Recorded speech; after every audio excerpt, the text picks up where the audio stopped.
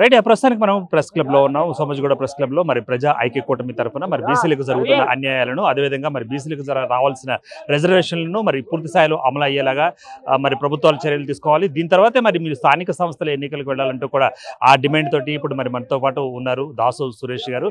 ముందుగా మనం వారిని పలకరించే ప్రయత్నం చేద్దాం. సురేష్ గారు నమస్తే అండి. మరి మీ ఉద్యమం ఎలా ఉంది? ఇప్పుడు స్థానిక సంస్థల ఎన్నికలు ఈ నోటిఫికేషన్ ఈ రోజే ప్రారంభమయ్యాయి.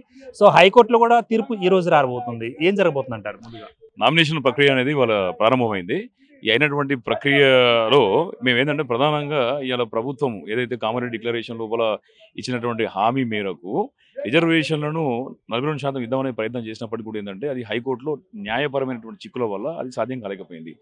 మరి ఇప్పుడు ఆ సమస్యను పక్కన పెట్టి పార్టీ గుర్తుతో సంబంధం లేకుండా సర్పంచ్ ఎలక్షన్స్కి ప్రభుత్వం వెళ్ళాల్సినటువంటి అనివార్య పరిస్థితి వచ్చింది. ఎందుకంటే ఫోరం ఫర్ గుడ్ గవర్నెన్స్ వాళ్ళు ఏంటంటే అక్కడ హైకోర్టు లోపల వేసినటువంటి కేసు ద్వారా తప్పకుండా ఏంటంటే ఈ యొక్క నవంబర్ 30 లోపలనే ఎలక్షన్లు అయిపోవాలని చెప్పేసి అని ఒక నెత్తి మీద కత్తి ఉన్నది ప్రభుత్వానికి. ఇటువంటి విపత్కర పరిస్థితి లోపల ఏంటంటే ప్రభుత్వము ఎలక్షన్లు పెట్టకుండా ఉండలేనటువంటి పరిస్థితి ఉన్నది కాబట్టి ఏంటంటే ప్రభుత్వం ఎన్నికలు తీసుకున్నది. ఇందులో సంపూర్ణంగా అవుతుంది అంటే రూల్ ఆఫ్ రిజర్వేషన్ని అమలు చేయకుండా ఎలక్షన్ జరుగుతూ ఉంది. దానికోసం ఏంటంటే మేము రిట్ పిటిషన్లు వేయడానికి మేము సిద్ధంగా ఉన్నాం. రెండో విషయం ఏంటంటే ఇది కేవలం మనం కాంగ్రెస్ ప్రభుత్వాన్ని మాత్రమే నిందించాల్సిన అవసరం లేదు. ఎందుకంటే కాంగ్రెస్ తాను చేయాల్సినటువంటి ఎక్సర్సైజ్ ప్రక్రియను తాను చేసింది. తదనంతరం ఏంటంటే ఇవాళ రాష్ట్రంలో అధికారం ఉన్నటువంటి కాంగ్రెస్, దేశంలో అధికారం ఉన్నటువంటి బీజేపీ పార్టీ సమన్వయంతో చేయాల్సినటువంటి పని ఇది. ఈ సమన్వయంతో మీరు ఏం చేయాలంటే ఒక రాజ్యాంగ సవరణ తీసుకురావాలి. ఎందుకంటే మీరు తమిళనాడులో 69% బీసీ రిజర్వేషన్ అవ్వడానికి అప్పుడు జయలలిత రాజ్యాంగ సవరణ చేయించుకున్నది. తర్వాత ఏంటంటే ఇటీవల ఈడబ్ల్యూఎస్ రిజర్వేషన్లు జరిగినప్పుడు కూడా 50% సీలింగ్ను దాటడానికి కూడా రాజ్యాంగ సవరణ ద్వారా జరిగింది. ఇవాళ తెలంగాణలో 42% బీసీలకు రిజర్వేషన్ రావాలంటే కూడా జరగాల్సింది రాజ్యాంగ సవరణే. ఇది పుండొక దగ్గర ఉంటే మందొక దగ్గర ఉన్నట్టు ఈ రాజకీయ పార్టీలు ఒకరినొకరు తిట్టుకోవడం అనేది ఇప్పుడు మాకు కావాల్సింది. ఇప్పుడు కావాల్సింది రాజ్యాంగ సవరణ అవ్వడం కోసం మేమేం చేయాలి? రాజ్యాంగ సవరణ అవ్వడం కోసం మేము ద్విముఖ వ్యూహాన్ని అవలంబించబోతున్నాం. ఒకటి, క్షేత్రాన్ని బలోపేతం చేస్తాం, బీసీల యొక్క నాయకత్వాన్ని బలోపేతంగా చేసి, రెండోది ఏంటంటే మేము పార్లమెంట్లో అంటే ఢిల్లీ కేంద్రంగా ఏంటంటే ఉద్యమాలను తీవ్రతరం చేయబోతున్నాం. మేము ఇంతకుముందు ఏంటంటే ప్రజా ఐక్య కూటమి ఒక బలమైనటువంటి కార్యాచరణతో ముందుకు వచ్చినప్పుడే దాని ద్వారానే బీసీ జేఏసీ ఏర్పాటైంది. బీసీ జేఏసీ ఏర్పాటవడానికి అంకురార్పణ ప్రజా ఐక్య కూటమే కల్పించింది. దురదృష్టవశాత్తు బీసీ జేఏసీలో ఉన్నటువంటి నాయకుల యొక్క సమన్వయ లోపం వల్ల ఏంటంటే ఒక నిర్దిష్టమైన లక్ష్యం క్లియర్గా లేకపోవడం వల్ల బీసీ జేఏసీ అనేది అది సమర్థవంతంగా ముందుకు సాగట్లేదు. కాబట్టి ఏంటంటే ఈ బాధ్యతను, ఈ గురుతర బాధ్యతను ప్రజా ఐక్య కూటమి భుజస్కంధాల మీద వేసుకొని ముందుకు వెళ్ళాలని చెప్పేసి అనుకుంటాం. తెలంగాణ వచ్చినప్పుడు ఈరోజు చెప్తున్నారు 4000 జేఏసీలు పనిచేసినాయంట. కాబట్టి మేము వాళ్ళను విమర్శించడం కానీ వాళ్ళని అవమానించడం మా ఉద్దేశం కాదు. కాకపోతే తప్పకుండా ఏంటంటే ఒక కొత్త పంతాతోని యువకులను, పేదలను, మహిళలను, అట్టడుగు వర్గాలను, అదే రకంగా అనుభవజ్ఞులైనటువంటి జర్నలిస్టులను, ఈ యొక్క ఉద్యోగులను కూడా మమేకం చేసుకొని మేము ముందుకెళ్ళేది ఉంటే మాత్రమే ఈ అనుకునేటటువంటి లక్ష్యం సాధ్యమవుతుంది. రాజ్యాంగ సవరణ జరుగుతుంది. బీసీలకు 42% ఉన్నది సార్. అవసరం ఉండేది ఉంటే 56% కూడా బీసీలు తెచ్చుకునే అవకాశం ఉన్నది. మేము ఒకటే చెప్తున్నాం, ఎవరెంతో వారికంతా. మాకు అగ్రవర్ణాల మీద కూడా మాకేం కోపం లేదు. వాళ్ళు ఏ మేరకు ఉన్నారో వాళ్ళని తీసుకోమని చెప్పండి. కులగణన రిజల్ట్ వచ్చిన తర్వాత, కులగణన జరిగిన తర్వాత అందులో ఏ మేరకు అయితే ఎస్సీలు ఉంటారో, ఏ మేరకు ఎస్సీలు ఉంటారో, మైనార్టీలు ఉంటారో, అదే రకంగా ఓసీలు ఉంటారో వాళ్ళ జనాభా ప్రకారం ఎవరెంత ఉంటే వాళ్ళకి ఇచ్చేయండి. మాకేం అభ్యంతరం లేదు. మేము 56% ఉన్నాం, మాకు 56% కావాలని అంటున్నాం. మేము 42% మేము అడ్జస్ట్ అయినా కూడా మా మీద కేసు వేసి మేము కానియమంటే ఇది దుర్మార్గం కాకపోతే ఏమవుతుంది? కాబట్టి తప్పకుండా సామధాన వేద దండోపాయాలు ఉంటాయి. మాకు లక్ష్యం చాలా స్పష్టంగా తెలుసు. మాకు ఏం చేయాలో పుండు ఎక్కడ ఉందో మంది ఎక్కడ పెట్టాలో మాకు తెలుసు. ఒకటి రాజ్యాంగ సవరణ జరగాలి. అది కేంద్రంలో ఉన్నది, పార్లమెంటు వేదికగానే ఇది జరగాలి. దానికి మన ముఖ్యమంత్రి గారు సమన్వయం చేసి ఒక అఖిలపక్షాన్ని తన యొక్క ఆధ్వర్యం లోపల ప్రధానమంత్రి గారికి కల్పించాలి. తద్వారా ఏంటంటే బీజేపీ పార్టీ కూడా దీన్ని ఇనిషియేటివ్ని పాజిటివ్గా తీసుకుని ఏంటంటే అక్కడ రాజ్యాంగ సవరణ చేసేటట్టు చేయాలి. ఇలా కాదని చెప్పేసి వీళ్ళు కనుక దోబుసులాడ ఆడేది ఉంటే ప్రజాక్షేత్రం లోపల ఈ రెండు ప్రధాన పార్టీలు కూడా భంగపాటు తప్పదు. కాంగ్రెస్ను విమర్శించడము అనేది కొంతమంది చేస్తున్నారు, బీజేపీని విమర్శించడం కొంతమంది చేస్తున్నారు. వీళ్ళు పరస్పరం విమర్శించుకోవడం వల్ల వచ్చేటటువంటి ప్రయోజనం ఏం లేదు. ఎందుకంటే ఇక్కడ జరగాల్సింది ఏంటంటే మాకు కావాల్సినటువంటి రిజర్వేషన్ అమలు జరగాలి. కాంగ్రెస్ చేసేటటువంటి పని కాంగ్రెస్ చేసింది, కులగణన చేసింది. అది కాకుండా ఏంటంటే వాడు డెడికేటెడ్ కమిషన్ పెట్టిళ్ళు. అదే రకంగా ఏంటంటే ఇక్కడ వీళ్ళకు ఏదైతే ఈ రిజర్వేషన్ పెంచాల్సిన ప్రాసెస్ని కూడా ఇనిషియేట్ చేసింది. వాళ్ళు చేసిండ్రు ఎప్పుడే. కానీ ఇప్పుడు మనం ఏం చేయాలని ఆలోచించాలి. ఇప్పుడు ప్రజల మీద బాధ్యత ఉన్నది. ప్రజలే దీన్ని ఎత్తుకుని ఏంటంటే ముందుకు నడిపించాలి. ప్రజలే ఈ యొక్క ఉద్యమాన్ని గెలిపించుకోవాల్సిన అవసరం ఉన్నది. బీజేపీ కూడా ఊరికి బీజేపీ కులగణన ఒప్పుకోలేదు కేంద్ర స్థాయి లోపల.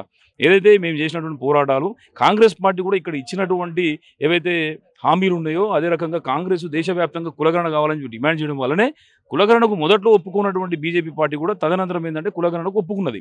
ఇక్కడ ఏం జరుగుతుందంటే రాజకీయ అనివార్యత ఏర్పాటు చేయాలి. ఇక్కడ మా యొక్క సమూహం అంతా కూడా రాజకీయ అనివార్యత ఏర్పాటు చేయడం వల్లనే ఇలా కేంద్రంలో ఉన్నటువంటి బీజేపీ పార్టీ దేశవ్యాప్త కులగణనకు ఒప్పుకున్నది. అదే రకంగా ఇక్కడ రాష్ట్రంలో ఉన్నటువంటి కాంగ్రెస్ ప్రభుత్వం కూడా కామారెడ్డి డిక్లరేషన్ ఇచ్చింది, మాకు అనుగుణంగా పనిచేస్తుంది. కాబట్టి ఇప్పుడు కావాల్సింది ఏంటంటే ఇద్దరిని పనిలో పెట్టినాం మేము. 2 పార్టీలను కూడా మా ఉద్యమాలు పనిలో పెట్టించగలిగినాయి. ఇప్పుడు జరగాల్సింది అంటే సమన్వయం జరగాలి. ఆ సమన్వయాన్ని సాధించడం కోసం ప్రజా ఐక్య కూటమి సంపూర్ణంగా చేస్తుంది. చైర్మన్గా నేను దానికి సంపూర్ణంగా దానికి శక్తివంచం లేకుండా నేను పనిచేస్తానని చెప్పి తెలియజేస్తున్నాను. ఇంత పోరాటం జరిగిన తర్వాత బీసీల ఆరాటం తీరే రోజు వస్తుంది అనుకున్నప్పుడు మరి స్థానిక సంస్థలకు సంబంధించిన నోటిఫికేషన్ వెలువడిన రోజున మరి దీన్ని సవాల్ చేస్తూ కూడా రిజర్వేషన్ సవాల్ చేస్తూ కూడా హైకోర్టులో వేసినప్పుడు ఆ తీర్పు కూడా వచ్చే క్రమంలో మరి ఈ రకంగా మీరు ఎజెండా మార్చడం ఎలా తీసుకోవచ్చుంటారు? నిజమేనంటారా? మార్చడం కాదు, ఇదేంటి స్పష్టమైనటువంటి ఒక నిర్ణయం, స్పష్టమైనటువంటి విధానం మాకున్నది. ఎప్పుడైతే 42% రిజర్వేషన్లు స్థానిక సంస్థలు ఎంపీటీసీ జెడ్పీటీసీలో గుర్తు అంటే పార్టీ గుర్తున్నటువంటి ఎలక్షన్ల కోసం 42% ఇవ్వడానికి కాంగ్రెస్ ప్రభుత్వం ప్రయత్నం చేసినప్పుడు దానికి ఏంటంటే ఒకటి ఇది హైకోర్టు లోపల ఒక రిట్ పిటిషన్ పడిందంటే దాన్ని ఆపడం జరిగింది.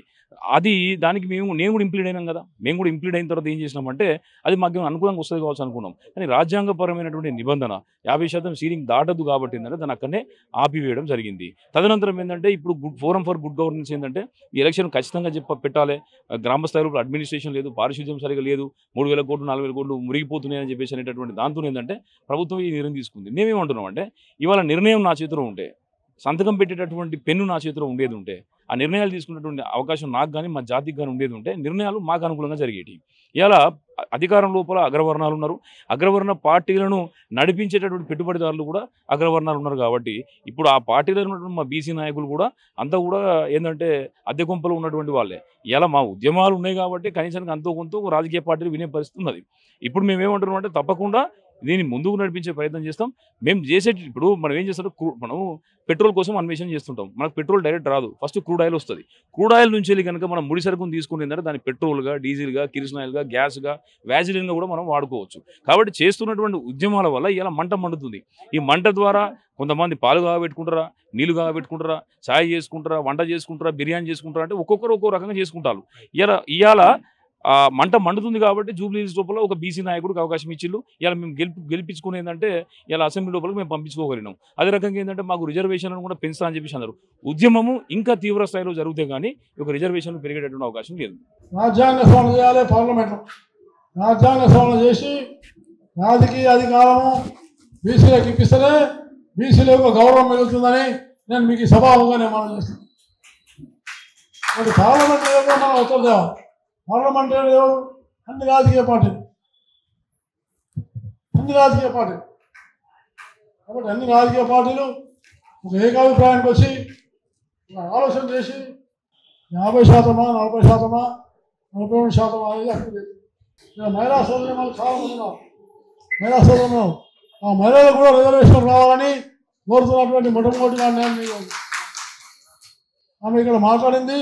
రేపు అసెంబ్లీలో పార్లమెంట్లో మాట్లాడాలని నేను ఆమెను తప్పకుండా ఎదగాలని కోరుతున్నాను. బాగా ఎదగాల. అందుకోసమనే మనము మహిళలు అలాగే ఇప్పటికి కూడా మన ఆంధ్రప్రదేశ్ కానీ తెలంగాణ అసెంబ్లీలో కానీ దాదాపుగా 76 కులాలు ఇప్పటిదాకా అసెంబ్లీలో అడుగు పెట్టలేదు. అంటే అత్యధికంగా బ్యాక్వర్డ్ క్లాసెస్ వాళ్ళు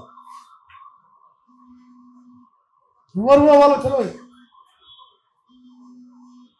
వాళ్ళ జీవన విధానమే లేదు, వాళ్ళకి చదువు లేదు, వాళ్ళకి సరైనటువంటి ఒక ఇవి లేవు. కాబట్టి నేనైతే మొట్టమొదటి కొడతాను, అత్యధికంగా పేదవానికి మనం సహాయం చేయాలని నేను మనసారా కోరుకుంటున్నానని ఈ సభాముఖంగా మనం చేస్తాం. కడుపు నిండడానికి బుక్క తక్కువ అయినా పర్వాలేదు, కానీ కడుపు నిండడానికి కడుపు నిండా అన్నం పెట్టడమే మన భారతీయ సంస్కృతిని నేను మీకు సభాముఖంగా మనం చేస్తాను. అందుకని మనం అందరం కూడా బీసీలు అందరం కూడా ఈ సమైక్యమైన నిర్ణయం తీసుకోవాలి. ఆ సమైక్యమైన నిర్ణయంలో కొందరికి ఎక్కువ రావచ్చు, కొందరు తక్కువ రావచ్చు, కానీ అందరం కూడా పాల్పంచుకోవాలి. అప్పుడే మహాత్మా జ్యోతిరావు పులే, డాక్టర్ బాబాసాహెబ్ అంబేద్కర్కు నిజమైనటువంటి నివాళులని నేను మీకు ఈ సభాముఖతం చేస్తాను. ఇప్పుడు ఉదాహరణగా బీసీ జేఏసీ ఉన్నది, వాళ్ళు ఉద్యమం చేస్తారు, చేయనండి. మన మిత్రులు ఐక్య వేదిక చేస్తున్నాం, చేయనండి. ఎవరి వేదిక మీద వాళ్ళు చేస్తున్నారు, చేయనియండి. కానీ సమయం వచ్చినప్పుడు అందరూ ఏకమై విజయం సాధించడానికి ప్రయత్నం చేయాలని నేను మీకు ఈ సభాముఖం చేస్తాను. ఐకమత్యమే మన బలం. కాబట్టి ఆ బలాన్ని కూడా మనం చేసుకోవడానికి ఇలాంటి సమావేశాలు పెట్టి, ఇంకా మిత్రులు చెప్పినట్టుగా మండల స్థాయి దాకా ఈ సమావేశాలు జరగాలి. అప్పుడే ఈ చైతన్యం అవుతుంది. గ్రామీణ ప్రాంతంలో మండల స్థాయిలో ఇంత ఉద్యమం ఉధృతమైతే ఇంకా అంత ఉద్యోగభరితంగా ఉంటుంది. కాబట్టి మీ అందరూ కూడా ఉద్యమకారులుగా ఉద్యమాన్ని ఇంకా ఉధృతం చేయాలని, ఐక్యవేదిక కూడా ఇంకా చాలా పటిష్టమైనటువంటి సంస్థగా నిర్మాణం కావాలని నేను హృదయపూర్వకంగా కోరుతూ నాకు ఈ అవకాశం ఇచ్చినందుకు నేను సురేష్ గారికి హృదయపూర్వకమైన ధన్యవాదాలు తెలియజేస్తూ సెలవు తీసుకుంటాను. జై హింద్. సో జాతి లక్ష్యాలను, జాతి దానికి సంబంధించిన మరి లాభాలను కూడా చేకూర్చే విధంగా మేము ముందుకి పోరాడుతున్నాం. మరి ఢిల్లీ స్థాయిలో కూడా వెళ్లేందుకు మేము సిద్ధం అంటున్నారు. కెమెరామెన్ రఘుతో దుర్గా.